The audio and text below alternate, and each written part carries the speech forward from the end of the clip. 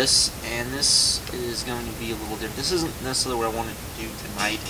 I did the video to Bill and Doug I actually did last night, and then it took forever and a day to upload, but I wanted to go ahead and do this tonight, even though I usually don't like doing stuff on the same day, due to the fact that I went ahead and did a good portion of what I'm going to talk about already, so I figured I'd just go ahead and do this video now. So what this is about, as the title says, was Kurt Angle fired? Now, I'm not going to get into a big, long debate about this. This is one of my biggest issues, not with Bill and Doug, but also with a lot of TNA diehards, because they automatically believe the stuff that's coming out of Kurt Angle's mouth without realizing the stuff coming out of his mouth shouldn't be trusted. Now, you know, on my last video, because I talked about Kurt Angle, a lot of people were saying, yes, but in his shoot interview, there's a reason why I don't like shoot interviews.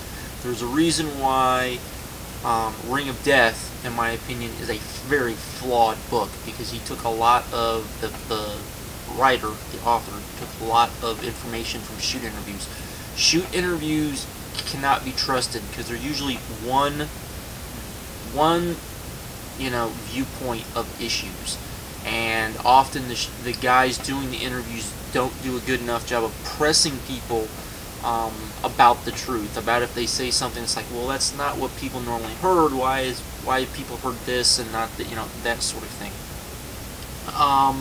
And that's why I don't normally like shoot interviews. There's very few shoot interviews I like. Usually the only shoot interviews I usually like are interviews that mainly deal with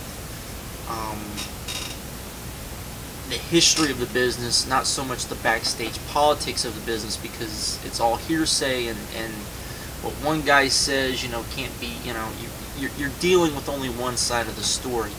Now, a lot of times guys will say that, and then you have other guys that will back it up, but that doesn't always happen. So that's why I'm not a big fan of shoot interviews. That's why I don't do a lot of reviews of shoot interviews, why I don't talk a lot about shoot interviews, is because of that.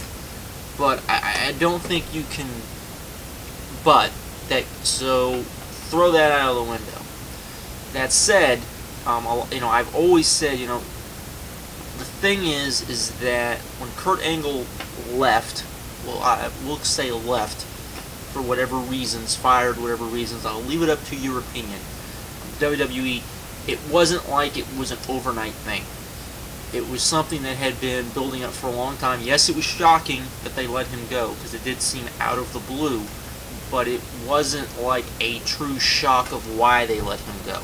The reason why wasn't shocking to a lot of people because it had been reported for a while what was been going on, at least I would say since the Royal Rumble, that the WWE was kind of concerned, as were a lot of other people, about Kurt Angle's health, and him popping so many pain pills that he was doing, and also the steroid stuff as well. So there was a lot leading up to it for that reason, and it's by no doubt, it's very incomplete, I will admit. I went back, Brian Alvarez, Figure 4 Online, does his newsletter, and his is archived, where Dave Metzler's is not. The Observer is not archived completely yet on the Observer Figure 4 Online page. They're only up to, I think, 91 or 92 at the moment for the Observer. So I used Alvarez. Now, by this point, Alvarez and Dave had been working pretty close together, so a lot of what Alvarez was saying, and a lot of would be fairly accurate, to say the least, because a lot of his information he would be getting from Dave and other sources, and he could definitely confirm a lot of what he was getting with Dave. So I would definitely trust him as a source, and it was also very easy because his stuff is cataloged. I could just go back, had to read through a lot of stuff. But basically I went from, I believe, the first little snippet you're going to see, I copied and pasted snippets of articles that dealt with Kurt Angle, dealt probably from Wrestle. I think it starts right after WrestleMania and goes all the way till after he was fired to, I think, the Joe versus Angle match, the very first one.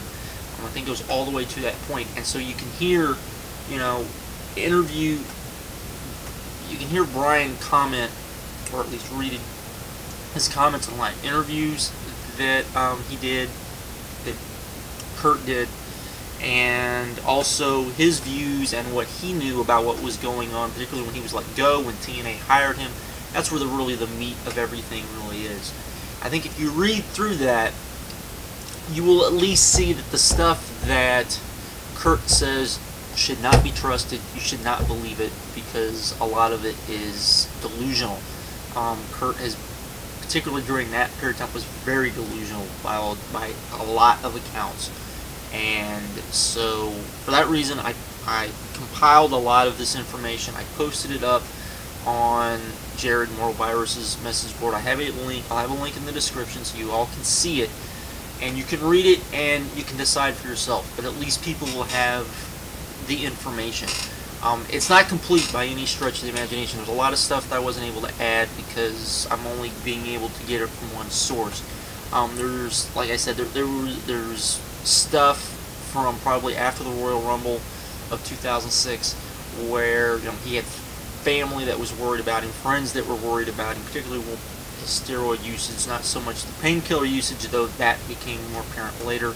Also, the reason why he was moved to ECW, Brian really doesn't get into. The fact that it was kind of a punishment because they wanted him to give him a weaker workload. The rumor was that they wanted to send him home, but they didn't. They were afraid he wasn't going to stay home, and so the thought was if they could keep an eye on him, that was better than necessarily sending him home. I believe, if I remember right. There's a lot to it, and unfortunately, you know, it was now 2 years ago, almost 3 years ago, and it's hard to really get, or not almost 3 years ago, but 2 years ago, and so it's very hard, you know, to get a lot of information so that you can get a full grasp of what was going on at the time. If you can find it, I would definitely go back and look. You know, it's very much like what you know, when you look at the stuff Kurt says and the stuff that in some regards TNA says as well, I always kind of look at it like the Forever Hardcore documentary about ECW. I don't like that documentary due to the fact that it is very one-sided, and a lot of what the guys say is not disputed, even though there's a lot of stuff in there that can be very easily disputed. There's a lot of stuff that's not. That's one of the reasons why it's not quite as good as Rise and Fall of ECW, because at least on the Rise and Fall of ECW, you did have a little, you know, the ECW guys would say one thing, and then they would bring in, you know, other people to say other things to kind of counter the points. So that's one of my big problems with Forever Hardcore. And other DVDs as well. I mean, if you look at the Monday Night Wars, Bill and Doug in the last video brought up the Monday Night Wars DVD. That's a very flawed DVD, mainly because Vince won, and to the victor goes the spoils, and it's not a true representation of what happened. Now, I will also say that I'm not a big fan of Brian Alvarez's Death of WCW, because I don't think that is a fair representation of what went on either. To be, I think it gives you the most information of what went on, but I don't think it paints the whole picture, because it is a little slighted when it comes to when he's talking about the WWF, in my opinion. And that's just my opinion. But there's lots of things like that. So I am somewhat of a skeptic to start with, and so the point of me doing this was just to kind of show that the stuff that Kurt says not necessarily true. Most people don't consider it even fathomably true. Parts of it, yes, but not a lot of it, and why you shouldn't necessarily trust a lot of what Kurt says on the issue of why he left the WWE. So I wanted to throw that out there. Like I said, I will have the link in the description box for this video. If the link doesn't work, because I don't know if the link's going to work, I will change it so that we'll see how it works. Hopefully it'll work. If not, you can go to Moral Virus's page, I will have a link that will work. If the link to the actual post does not work, I will just link it to the board page, which I know will work, and it'll be under the it's under the TNA section. It's simply called "Was Kurt Angle Fired?" So there you go. Hopefully you guys like it. Hopefully this will get a lot of discussion, and hopefully some people will start to get a better picture of what happened, because I don't think a lot of people have a good picture of what happened. So there you go. I'm out. Be good.